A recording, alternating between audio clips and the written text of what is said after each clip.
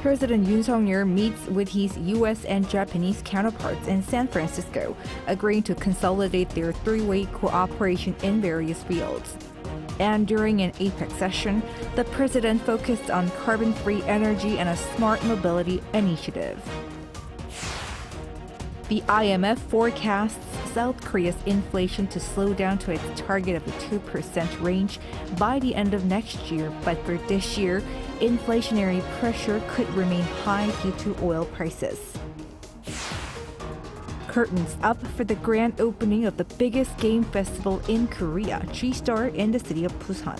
The key word for 2023, variety in genres and platforms. It's November 17th, 2023. This is News Center. Good evening. Thank you for joining us. I'm Yoon Jung-min. We start in San Francisco, where world leaders gather for their common economic interests within the APEC framework. There, South Korean President Yoon met his U.S. and Japanese counterparts, agreeing to consolidate their three-way cooperation. Our senior presidential office correspondent Woo Soo-young reports. The leaders of South Korea, the United States, and Japan stood shoulder to shoulder in San Francisco, demonstrating their confidence in their trilateral cooperation, with Seoul and Tokyo's bilateral channels 100% restored, according to President Yoon Suk-yeol. Yoon on Thursday briefly met President Joe Biden and Prime Minister Fumio Kishida on the sidelines of the Asia-Pacific Economic Cooperation Summit, while posing together for a standalone photo session. That marked the first time the leaders met in person in 3 months since their Camp David summit in August. A Seoul presidential official told reporters that the leaders held private talks for about 10 minutes, sharing optimism on the progress of their trilateral cooperation. Yoon and Biden also held a separate conversation discussing their domestic politics, economies, and employment conditions. The frequent gathering of the three leaders reinforced the spirit of their Camp David agreements, which aim to bolster the rules-based international order and together enhance regional security and prosperity based on their shared values of freedom, human rights, and rule of law. The three leaders held a similar impromptu meeting during the G7 Hiroshima summit in May, after the Korean and Japanese leaders had restored their so-called shuttle exchange of visits to Seoul and Tokyo to improve bilateral ties over long-standing historical issues, including Japan's wartime forced labor and sexual enslavement of Koreans. On Thursday, Yoon and Kishida held a separate summit in San Francisco for about 35 minutes, agreeing to further enhance their bilateral exchanges between youth and cooperation on global issues such as North Korea's security threat, the war in Ukraine, and the development of the global south. 올해 정상을 비롯한 각계 각급에서 교류가 활성화되고 정부 간 협의체가 복원돼서 양국 간 협력이 심화되고 있습니다. 상반기 안보정책협의회 경제안보 대화에 이어서 지난달 외교 차관 전략 대화까지 재개되면서 지난 3월 방일시 합의한 모든 정부 간 협의체가 이제 100% 복원이 됐습니다. Noting they had met for the 7th time this year, Prime Minister Kishida said he felt reassured that Seoul and Tokyo were working closely together amid the rapidly changing geopolitical dynamics. We have been initiating bilateral cooperation in diverse fields, including political relations, security, economy, and culture. I hope to further develop this course of cooperation. As the geopolitical rivalry between the US and China raises concern in the Indo-Pacific, South Korea has been aiming to revive a trilateral summit with Japan and China within the year to promote regional peace and cooperation. A Yoon official said a separate bilateral meeting at APEC between Yoon and Xi Jinping has not been confirmed but is under discussion, after the two leaders held a brief conversation of about 3 to 4 minutes on Thursday, meeting for the first time in person since the G20 summit in Indonesia last year. Woo Soo-young, Arirang News, San Francisco. In the meantime, President Yoon made a speech during the first session of the APEC, emphasizing South Korea's role in the global battle against climate change. He also met with 13 other leaders in IPEF, with the group closing in on completing the 2 more pillars of the initiative for clean energy and anti-corruption. Correspondent Kim Do-yeon has more. South Korea is looking to further contribute to global efforts to tackle climate change. President Yoon Suk-yeol, speaking at the APEC summit on Thursday, proposed a smart mobility initiative with South Korea in charge. President Yoon proposed a special initiative among APEC members to spread smart mobility such as eco-friendly cars and autonomous vehicles. What this would mean for South Korea is sharing our smart mobility knowledge and experience, which would allow our companies to expand into other overseas markets as well as help our own economy. He also mentioned that APEC's climate center is located in South Korea's second largest city, Busan, and that South Korea could utilize this to take the lead. He also said that South Korea is capable of contributing to reducing greenhouse gases emitted from maritime transportation. Meanwhile, on the sidelines of APEC, President Yoon also attended the Indo-Pacific Economic Framework. This U.S.-led group with 14 members announced an agreement had been reached on 2 more pillars of the initiative, covering cooperation on clean energy and anti-corruption measures, with the supply chain pillar already being done. The last one, which is yet to be formally agreed on, refers to trade matters. We still have more work to do, but we've made substantial progress. In record time, we've reached consensus on 3 of the pillars of the IPEF. The members at this summit also agreed to create the IPEF network, a means of working together on people-to-people exchanges, and this was suggested by South Korea. And also on the sidelines, President Yoon met with his Vietnamese counterpart Vo Van Tong. This 15-minute meeting came after Yoon's state visit to Vietnam in June, with the two promising to continue building on from that meeting. He also met with his Chilean counterpart Gabriel Boric for the first time. They agreed to strengthen cooperation as this year marks the 20th anniversary of South Korea and Chile's free trade agreement. According to the top office, Yoon also noted to these two leaders about his concerns over arms exchanges between North Korea and Russia, as it is a global security threat and an unlawful way to distract global order. Kim Do-yeon, Arirang News. Shifting gears, the IMF forecasts South Korea's inflation to slow down to its target of the 2% range by the end of next year. But for this year, inflationary pressure could remain high due to oil prices. This could mean interest rates stay higher for the time being to curb prices. Moon Hye-ryun reports. The International Monetary Fund's latest report has predicted that the country will reach its 2% inflation target by the end of next year. Following an annual meeting between the IMF and South Korea's Finance Ministry, Central Bank and other institutions back in September, a report detailing the agency's economic outlook as well as policy guidelines was released on Friday. Its economic growth outlook for this year is in line with the Bank of Korea's forecast of 1.4%, as the economy is expected to make a gradual recovery thanks to rising semiconductor exports and increased tourism. The country logged a rise in memory chip exports for the first time in 16 months in October. As for the IMF's growth projection for 2024, it maintained its forecast of 2.2% from October, down 0.2 percentage points from its forecast in July due to the continued slowdown in the manufacturing sector. Meanwhile, inflation is expected to keep slowing, reaching 3.6% this year and 2.4% next year, before reaching the country's inflation target of 2% by the end of 2024. This is a hike of 0.2 percentage points for 2023 and 0.1 percentage points for 2024 from its forecast in October. The IMF recommended keeping interest rates high for a considerable period in order to stabilize prices. It also evaluated South Korea's current monetary policy as being appropriate, as the BOK kept its benchmark interest rate unchanged last month.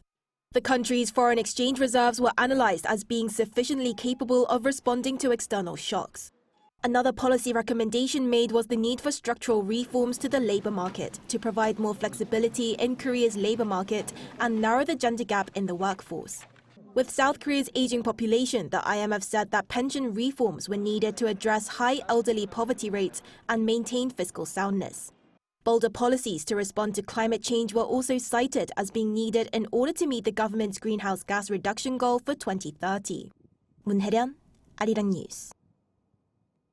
Prosecutors in South Korea have demanded a 5-year prison sentence for Samsung Electronics executive chairman Lee Jae-yong, who is on trial for alleged accounting fraud and several violations of the law on capital markets. During the final hearing on Friday, they also requested a fine of 500 million Korean won, or around $385,000. In 2020, Lee was indicted on charges of manipulating stock prices in the 2015 merger of two Samsung affiliates, Samsung C&T and Cheil Industries.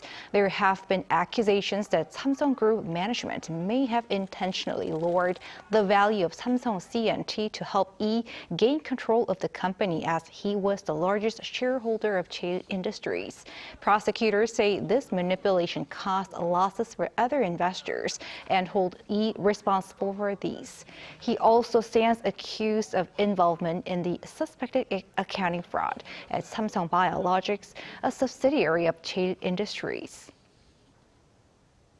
In the Middle East, Israeli military officials say they have made more disturbing discoveries at Gaza's largest medical center, backing up their claims that Hamas is using the hospital as a command center. Lee Soo-jin with details.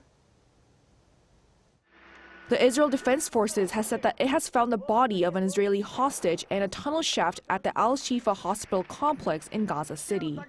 According to the IDF, on Thursday local time, the Israeli military discovered the body of Yudit Weiss in a structure near Al-Shifa hospital. The body of Yudit, may her soul rest in peace, was recovered by our forces, the 7th Brigade, which was scanning the area by the Al-Shifa hospital. We recovered her body in one of the homes during the scanning. Near her body, we found bodies of terrorists who were holding Yudit. The 65-year-old woman was kidnapped by Hamas militants during the raid on southern Israel on October 7, when at least 1,200 people were killed and more than 200 were abducted. Her husband was also killed in the Hamas attack. The IDF also said that it had uncovered an entrance to a Hamas tunnel at the hospital, revealing videos and photographs of the tunnel shaft and weapons. It also said that a Hamas pickup truck similar to those used in the October 7 attacks was discovered carrying weapons near the tunnel entrance. This comes after Israeli troops raided the hospital Wednesday morning, searching the buildings and interrogating some people there. They say that Hamas has a military command center underneath the hospital. Israel's defense minister also supported this claim, saying the IDF's recent findings signal that there is significant underground infrastructure in the area. I arrived today at the headquarters of the division, whose special forces also operate inside Al-Shifa hospital. There are significant findings there. The operation continues, and it is done in a precise, selective, but very, very determined manner. He did not specify what the significant findings were. The defense minister added that the IDF has taken control of the western part of Gaza City and that the army has now moved on to the next phase of its ground operation. Lee Soo-jin, Arirang News. South Korea and the U.S. have signed an arrangement to bolster their defense supply chains. This would allow the two sides to request priority delivery of defense-related goods from one another. Seoul's Defense Acquisition Program Administration and the U.S. Department of Defense officially signed the bilateral security of supply arrangement on Thursday. South Korea is expected to receive U.S. defense resources preferentially, benefiting from a timely deployment of defense resources. The Pentagon also said the arrangement is another important step forward in the 7-decade defense relationship between Seoul and Washington. This week, we are delivering the stories of politicians of Korean descent who gathered together here in Seoul for this year's Global Korean Politicians Forum. In part 2 of our series, our political correspondent Lee Si-hoo sat down with Senator Yonah Martin of Canada, who talked about her devoted love for her home country. Senator Yonah Martin is the first Canadian of Korean descent to serve in Canada's Senate. Born in Seoul, Martin immigrated to Canada in 1972. She was an educator for 21 years. Her involvement in co-founding the C3 Korean Canadian Society was what led her into politics. So this C3 Society, it was a nonprofit group. We try to bridge communities, so have people who are not Korean experience Korean culture in Canada, be a part of a really wonderful society. For Martin, politics was a real sense of calling. I felt it like almost in a mysterious way, but a real sense that I had to just step forward and do the work that I needed to do as a Canadian of Korean descent. Since her appointment, Senator Martin has worked on many Korea-related issues. She's authored the Korean War Veterans Day Act, respecting a national day of remembrance to honor them. She's also co-led the Canada-Korea Interparliamentary Group since 2009. So I'm the co-chair, and actually a few days ago I met with my counterparts in the National Assembly, and so we do this very important exchange and partnering work to really deepen our relations with Canada and Korea. For Senator Martin, her home country is a source of pride. So I hope that the Koreans themselves living in this country, now I hope Koreans never ever forget the history of Korea, the incredible history of resilience, of just pain and trials, but also triumph, and that the South Korea of today is a real source of pride for people like me and others around the world. And she thinks about the trials and triumphs of her ancestors during her work. Sometimes I feel a bit, tense or scared, but I think about what's in my veins, the blood of my ancestors, my parents, the survivors, and I feel incredible strength because of that. 이시후, 아리랑 뉴스.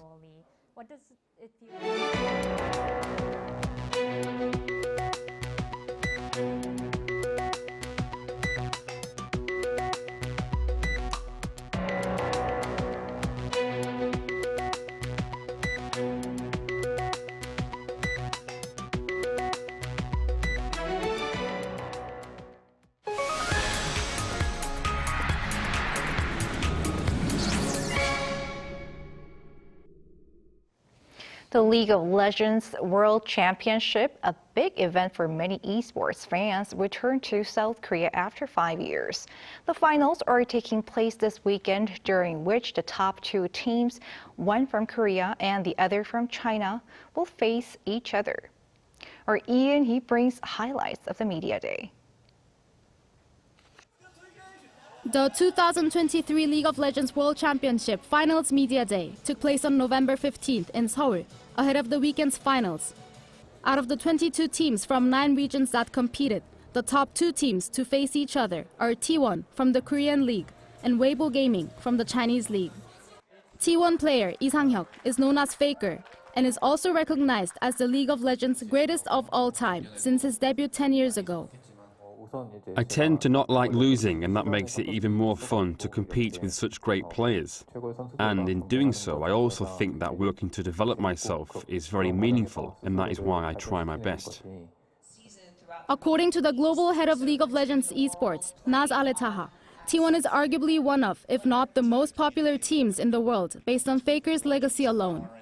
Adding that Faker is going for his 4th world champion title and can do that in front of a home crowd is something that's been reflected in the excitement in the community. However, T1 will face strong competition in the final with Weibo Gaming. Our team has grown, and just like our coach's instructions, we have learned to play together. I believe that allows me to feel even better when we win games. League of Legends is one of the most popular global esports competitions, and the League of Legends World Championship, also known as Worlds, is the pinnacle of the global tournament organized by Riot Games every year. I truly believe that esports would not be the global phenomenon that it is if it weren't for the players and the fans here in Korea, so we are grateful. We believe esports are core to our ability to deliver exceptional experiences to our players. And it's why Riot is committed to honoring the excitement and the fandom of esports around the world. The finals will also feature Riot's new virtual pop group, Heartsteel, with EXO group member Baekhyun among those providing his voice for the group. K-pop girl group New Jeans will also appear with a performance of this year's theme song, Gods. It was nothing like we've ever done before, and we're like, you know what, are we going to be able to do this? We can do this. I think it came out really well in the theme song, and we're going to be performing it live soon, which is crazy. New Jeans and Heartsteel will kick off the opening ceremony of the League of Legends Grand Final on November 19th. Yoon Hee, Arirang News. Time for our weekly arts and culture segment. We have our culture correspondent Song Yujin in the studio. Welcome, Yujin. Happy Friday, Jungmin. Happy Friday. What do you have for us today? Well, Jungmin, it's been a really exciting week here on the cultural front in Korea. As you just saw from Uni's report, the 2023 League of Legends World Championship Finals is going to take place right here in Seoul on Sunday. But just before that, Korea's biggest game festival just kicked off. That's right. For those who know, the 2023 G-Star started its 4-day run yesterday. So I've just returned from Busan, where I got a sneak peek at what this year's G-Star has in store. So let's first take a look. Games have been making headlines in South Korea this year, with athletes securing gold at the inaugural esports events at the Hangzhou Asian Games and the return of the League of Legends World Championship for the first time in 5 years. Now, the spotlight shifts to G-Star, Korea's biggest game fair that's held annually in the southern port city of Busan. So this year's G-Star is the biggest edition yet, with more than 1,000 game companies running more than 3,300 booths across 4 days. It's a gaming extravaganza like never before. A third-quarter downturn in sales for most domestic game companies was attributed to a lack of variety of genres and platforms. So participants have responded by diversifying their game lineups. Notably, Korean gaming giant NCSoft is making a comeback to G-Star after an 8-year hiatus, unveiling 7 new games, the most among all participants. We've got this shooting game called LLL, a collection game called BSS, and Battle Crush, which enables cross-play on the Nintendo Switch, mobile and PC. Our goal at G-Star is to engage with users by showing them what we've got. Another heavyweight, Smilegate, is making its return after 9 years with the mobile version of its PC game Lost Ark, with plans to transform the game into a multi-platform one. Regular participant Netmarble is introducing 3 new games, each with different genres: action-adventure, subculture, and science fiction. The one garnering the most attention is the action-adventure themed 7 Deadly Sins Origin. Last year, we unveiled the game's trailer at G-Star, and since then, we've received a lot of positive feedback from fans.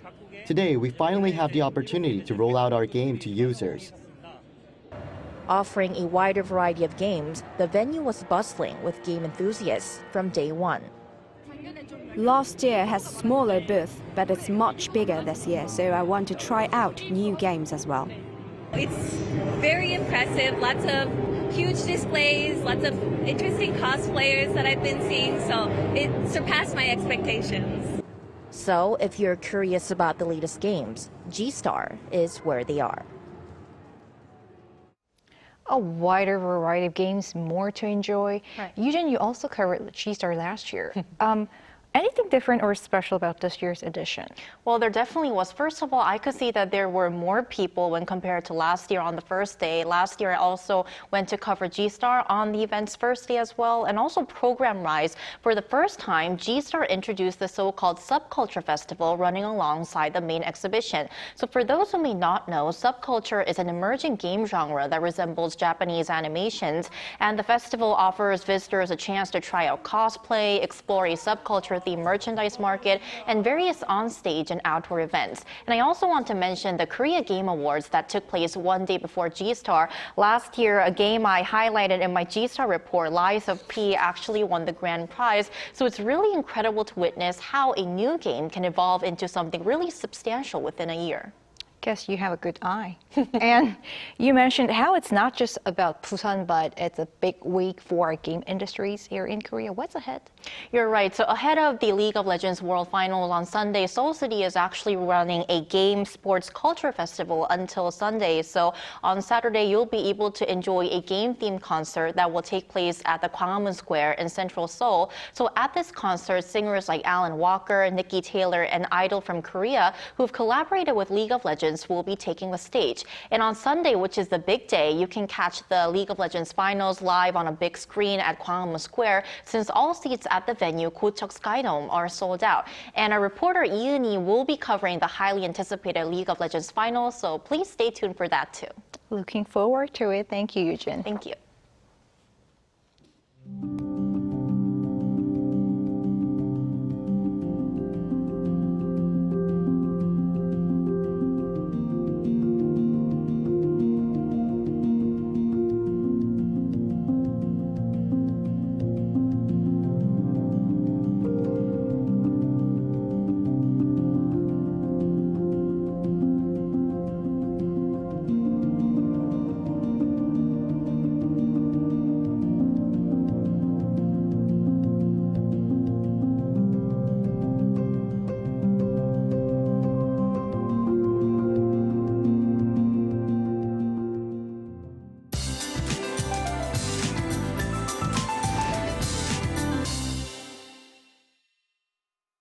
This cold wave is forecast to stick around until tomorrow here in Seoul.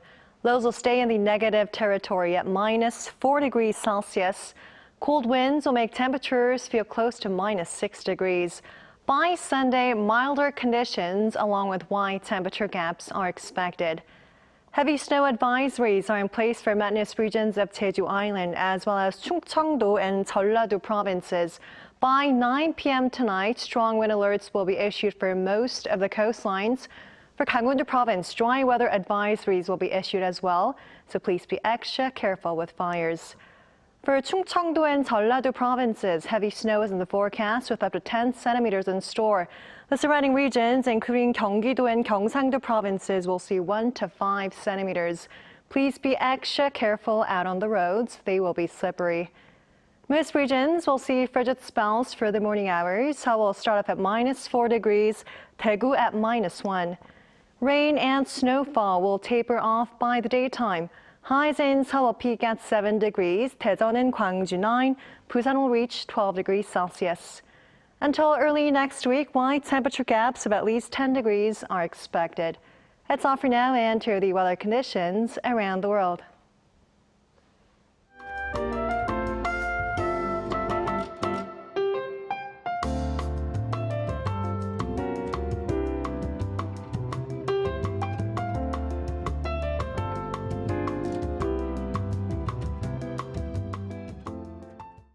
That is News Center for tonight. Thank you for watching. A panel session coming up.